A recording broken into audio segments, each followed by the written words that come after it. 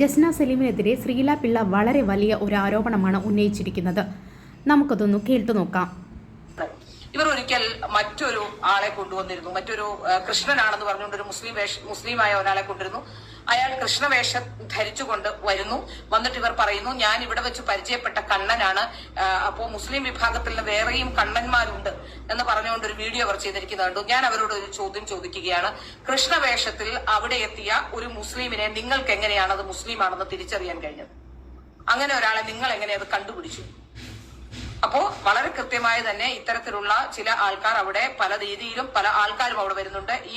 ഇവരുടെ ഈ വരവും ഈ റീൽസും കണ്ടിട്ടാണെന്ന് തോന്നുന്നു അത്തരത്തിലുള്ള പല ആൾക്കാരും അവിടേക്ക് വന്നു തുടങ്ങിയിരുന്നു. ഇത്തരം ആരോപണങ്ങൾക്കൊന്നും തന്നെ ജസ്നയ്ക്ക് കൃത്യമായോ ശക്തമായോ മറുപടി ഇല്ല. അതുകൊണ്ട് തന്നെ ജസ്നയുടെ പല ചെയ്തികളും സംശയത്തിന്റെ നിഴലിലാണ്. ശ്രീല പിള്ള പറഞ്ഞ ആ വീഡിയോ നമുക്കൊന്ന് കാണാം.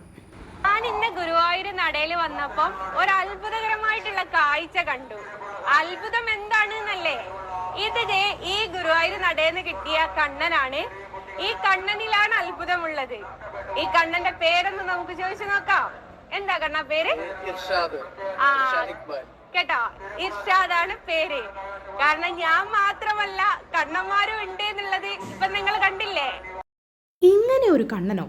ഒരു പക്ഷേ സംശയമുണ്ടായേക്കാം. കാരണം ഇത് ജന്മാഷ്ടമി സമയത്തൊന്നുമല്ല ജസ്ന ഷൂട്ട് ചെയ്ത് ഇട്ടിട്ടുള്ളത്, അതിന് മുന്നെയാണ്. ഒരു പക്ഷേ അവരുടെ റീൽസ് റീച്ച് കിട്ടാൻ വേണ്ടി അവർ തന്നെ ഒരുക്കി കൊണ്ടുവന്ന കണ്ണനാകാം ഇത്. അങ്ങനെ ഒരു സംശയം ഒരിക്കലും തള്ളിക്കളയാൻ സാധിക്കില്ല അവരുടെ ചെയ്തികളിൽ നിന്ന്. മാത്രമല്ല, അവരെന്തായിരിക്കും ഇതുകൊണ്ടൊക്കെ ഉദ്ദേശിക്കുന്നത്? ഹിന്ദു മുസ്ലിം ഐക്യമാണോ? ഒരു പക്ഷേ അതിലുപരി ഹിന്ദുക്കൾക്കും മുസ്ലിങ്ങൾക്കും മറ്റ് ഇതര മതങ്ങൾക്കുമൊക്കെ ഗുരുവായൂരിൽ വരാമെന്നുള്ളതാണോ? എന്തായാലും അവരുടെ വീഡിയോസൊക്കെ കണ്ട് പല മുസ്ലിം പെൺകുട്ടികളും ഈ സാഹസത്തിന് മുതിരുന്നതായി കാണുന്നുണ്ട്. ഗുരുവായൂർ അമ്പലത്തേക്ക് വരുന്നു, അവിടെ വന്ന് റീൽ ചെയ്യുന്നു. ഇങ്ങനെ പോയാൽ അമ്പലം ഒരു റീലൊക്കെ ചെയ്യുന്ന കേന്ദ്രമായിട്ട് മാറുമോ? ഇതൊരു ആശങ്കയാണ്. എന്തായാലും പല ആളുകളും ഇതിനെതിരെ മുന്നോട്ട് വന്ന് പരാതി കൊടുത്തിട്ടുണ്ട്. ജസ്നയ്ക്ക് ഒരു പക്ഷേ കേസ് ഉണ്ടാവാൻ സാധ്യതയുണ്ട്. കേസ് ഓൾറെഡി ഉണ്ട്. അതുമായിട്ട് ബന്ധപ്പെട്ട ചർച്ചകളും കോടതി നീട്ടി വെച്ചിട്ടുണ്ടത്. എന്തായാലും നമുക്ക് തുടർ നടപടികൾ കാണാം.